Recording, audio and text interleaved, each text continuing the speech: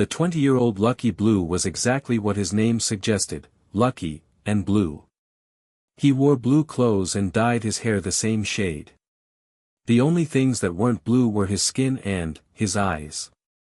His eyes were pitch black, so black that anyone who dared to look into them would feel a chill. As for his luck, it had been unyielding from the moment he was born. 20 years ago. His father had never wanted him.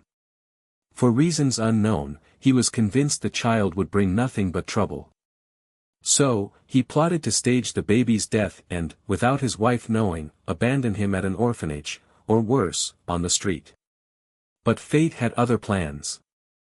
The moment they were in the delivery room, as the baby's first cry filled the air, the man felt a sharp pain in his chest.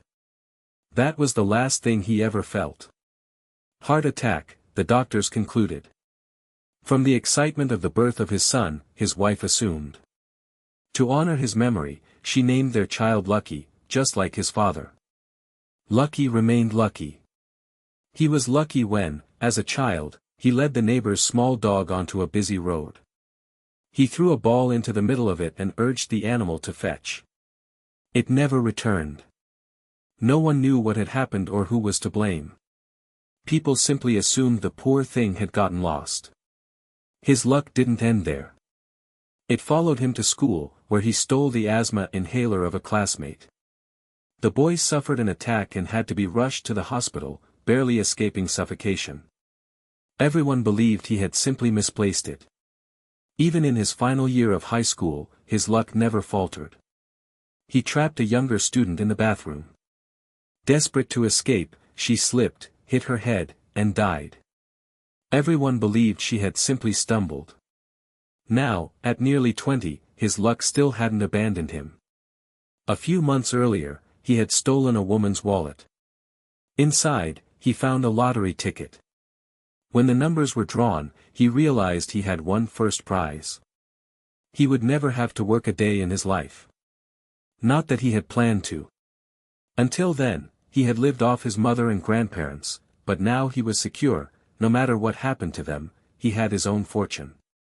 He stood before the mirror, examining his chubby face and running a hand over his large belly.